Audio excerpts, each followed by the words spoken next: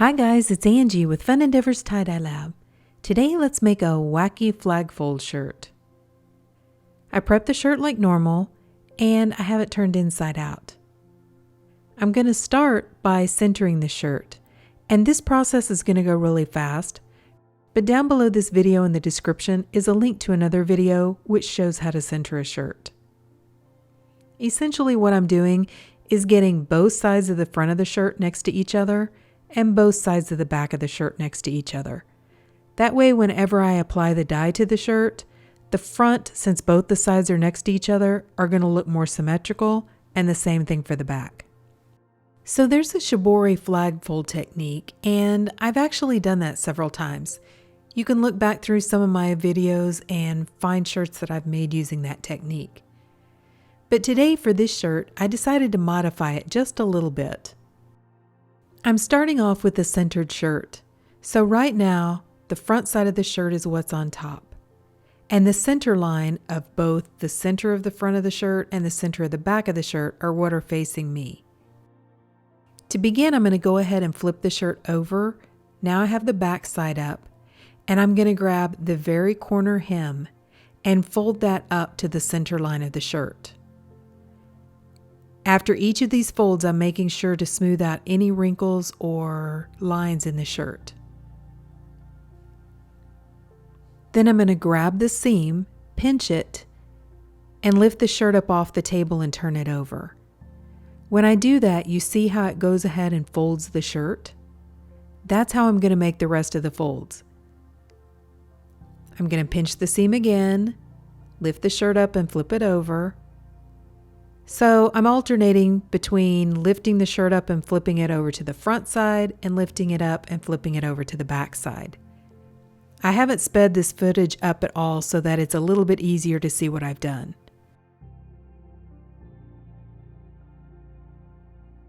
If you'll notice, I have the sleeves hanging out by themselves. I'm going to work those in just a minute.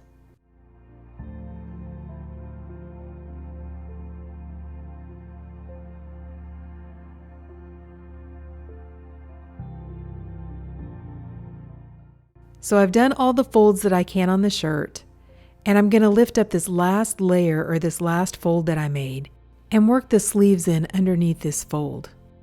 Putting them underneath this last layer will help keep them in place a little bit better.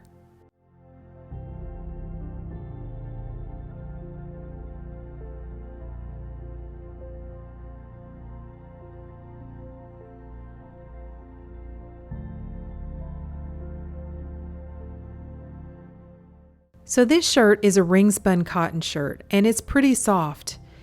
It's not super thick because it's ring spun, but it is pretty soft. So as large of a fold as this is, I think if I went ahead right now and tried to tie it like with kite string or with rubber bands, it would warp and change the fold. It would kind of smash it in on itself. So I want to fold it one more time and make it a smaller triangle.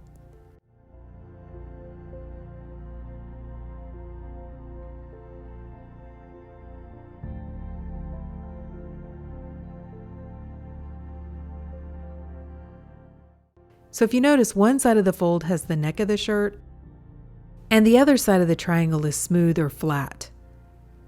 I'm going to fold the shirt in half one more time, but I'm going to fold it in on the flat side.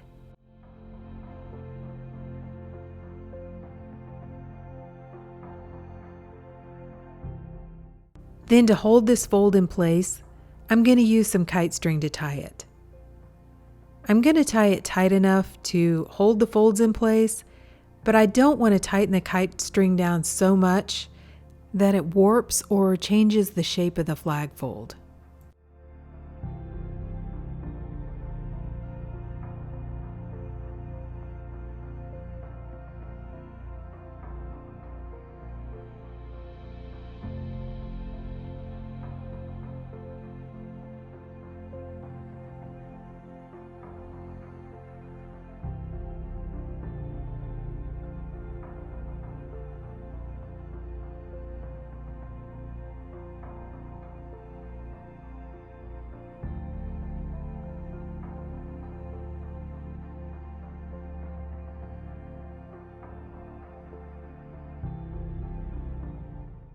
Because this is a thicker fold, I'm going to go ahead and set it aside and allow it to dry out for a few days before I apply the dye.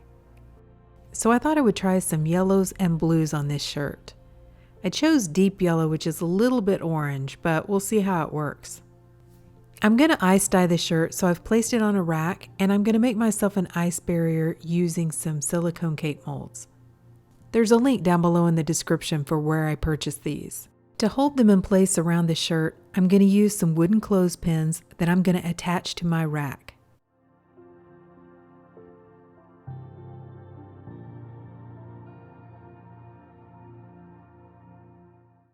Then I'm going to use a washable marker and divide my shirt into 6 sections. I'm starting by applying deep yellow from Dharma to the first section. I'm going to alternate adding yellow and blue to the sections.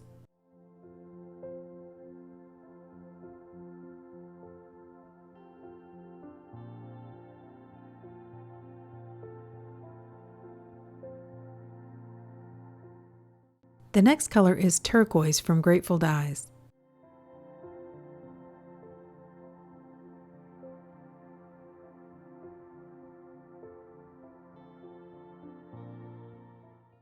Followed by Daffodil from Dharma. If you watch a lot of my videos, you know I don't use a lot of yellow. And I think that's kind of because yellow is not a color that looks good on me, so I kind of steer clear of it. So it makes me a little bit nervous sometimes when I use yellow. The next color is Blue Linen from Dye Spin.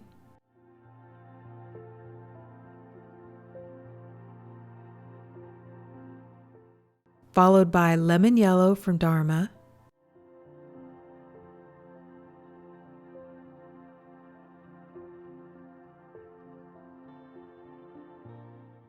And the last color is Royal Blue from Dharma.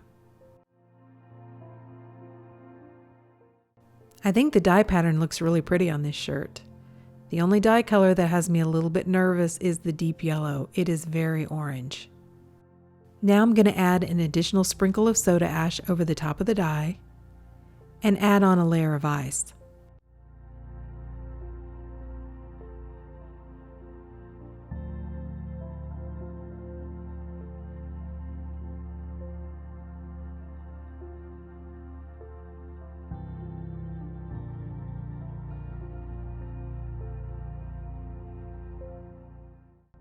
I set the shirt aside and I allowed the first layer of ice to melt.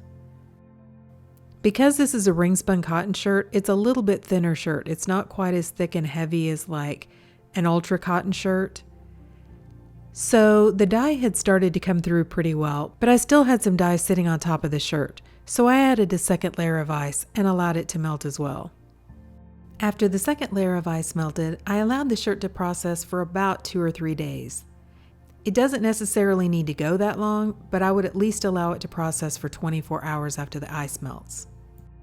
So you can see that the dye has saturated both sides of the shirt really well.